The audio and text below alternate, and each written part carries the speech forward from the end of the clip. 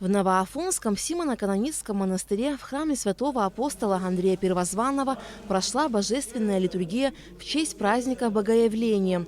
Богоявление или Крещение Господне является одним из главных двунадесятых праздников в христианстве. В этот день православные всего мира вспоминают евангельское событие, как Иисус Христос в реке Иордан принял крещение водой от Иоанна Предтечи.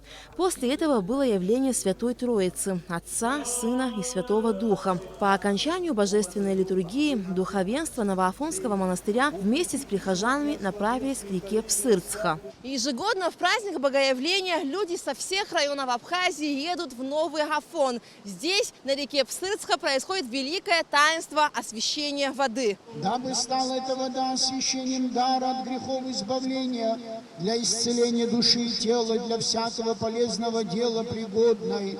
Дабы стала эта вода, текущей в жизнь вечную Господу, помолимся. Святой Иоанн Предтечи принял от Бога повеление крестить народ в знак очищения грехов. Как человек Христос должен был исполнить эту заповедь и, следовательно, креститься от Иоанна. Этим он подтвердил святость и величие действия Иоанна, а христианам на вечное время дал пример послушания воле Божией и смирения.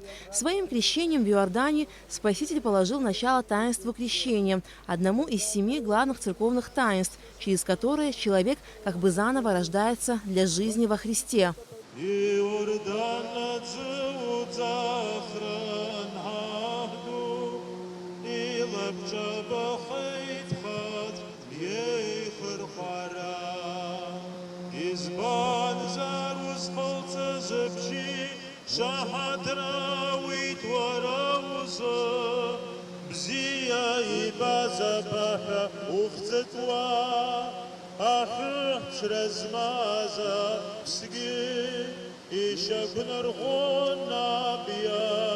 После освящения воды верующие набирали в реке святую воду, поздравляли друг друга со светлым праздником. Набрали святую водичку, мы приехали с Гудаутского монастыря вот сюда, чтобы на Святой Земле побывать в Афоне. Конечно же, поздравляем всех нашу маленькую Абхазию, гостей, всех с этим священным праздником. В этот великий христианский праздник хочу от всей души поздравить весь народ Абхазии, пожелать ему процветания, всем здоровья, удачи и, конечно же, сказать, что в этот праздник ежегодно мы приезжаем сюда, это у нас традиция, набираем воду. Я считаю, что соблюдать христианские традиции – это очень хорошо. Считается, что крещенская вода набирает особую силу и целебность. Она может стоять весь год и не портиться.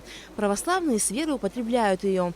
Председатель священной митрополии Абхазии архимандрит Дорофеет Бар рассказал об истории и традиции праздника Богоявления. Не крещение Господне, это уже название среди простых людей, простых христиан, именуется Богоявление.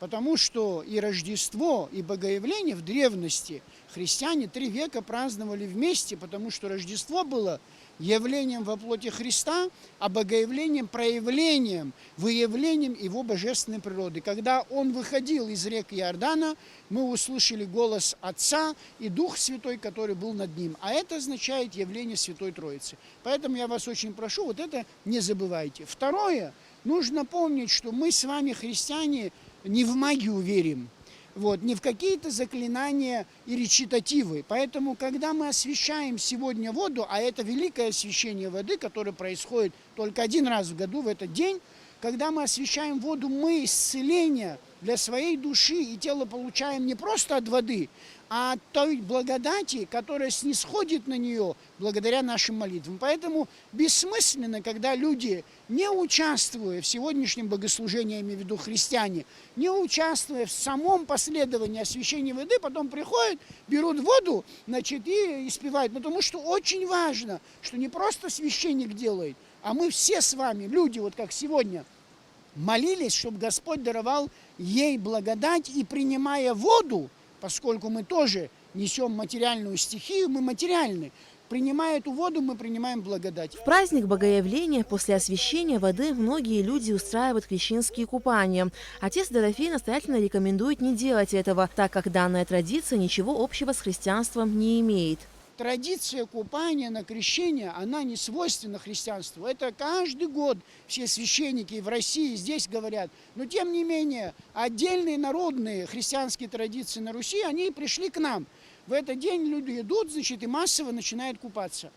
Посмотрите, пожалуйста, в интернете молитвы на освящение в этот день воды. Вы увидите, что там много раз повторяется: с благоговением принимающий эту воду, окропляющий себя и освящающий свои дома. Вот о чем идет речь. Поэтому как-то будет странно выглядеть и совершенно неподобающе по-христиански, когда одни молятся и с благоговением пьют, другие абсолютно, так сказать, раздетые, массово чуть выше где-то купаются. Поэтому я вас очень прошу, я никого не осуждаю, но все-таки к исконным традициям, уж тем более я не говорю, к абхазским традициям, вы знаете, что у нас у абхазов, где святые места, святые родники, и в горах, когда человек даже был вынужден искупаться, он это делал при закрытом пространстве. Он считал, что в таком виде Господи небо не должны его видеть.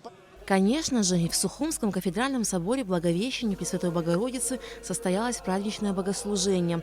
Глава Абхазской православной церкви иерей Виссарион Аплия совершил чин великого освящения воды и поздравил всех с праздником. Христос, истинный Бог наш, идет и крестится, показывает нам до начала нашего спасения, что нужно обязательно во имя Отца и Сына и Святаго Духа погрузиться в эту иорданскую струю.